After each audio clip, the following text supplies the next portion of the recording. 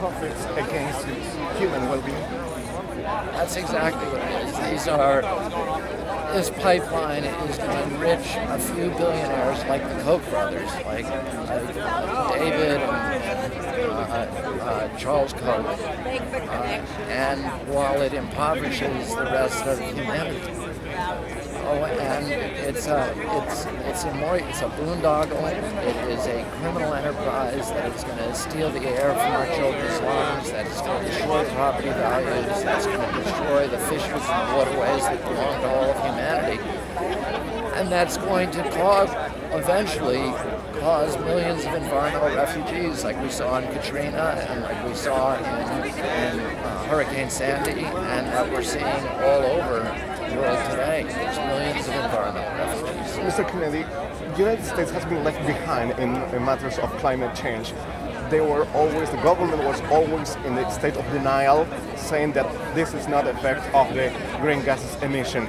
Now, what makes you think that this is going to change and United States is going to take the lead in this matter?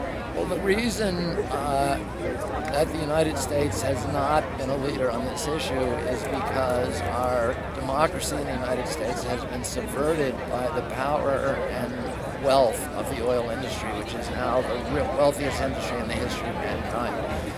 Last year, they reported $100 billion in pure profits, not revenues, but profits. And they use a lot of that money to buy politicians on Capitol Hill, who are now, many of the people in Congress, including virtually all the Republican Party, are simply indentured servants for the oil industry. They're sock puppets of the oil industry, and they have phony think tanks all over Capitol Hill filled with tobacco scientists who are constantly generating dishonest publications to persuade the American people that there's no such thing as global warming. We have a president who's smarter than that. We have a president who has a moral core and who's willing to stand up. He's in his second term, and he's willing to stand up to the oil industry, and I'm very confident that he will kill this pipeline. Now, you're going to be involved in a civil disobedience action.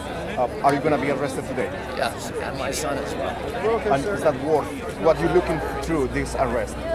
What's the effect that you're looking for? You know, I don't want to be arrested because I'm an attorney. I spend my time in court. I've sued hundreds of polluters, and I'd rather be bringing lawsuits here. But the gas companies and the oil companies have rigged the game so that we don't have property values. If they want to build a gas pipe across your property, they can do it without consulting you.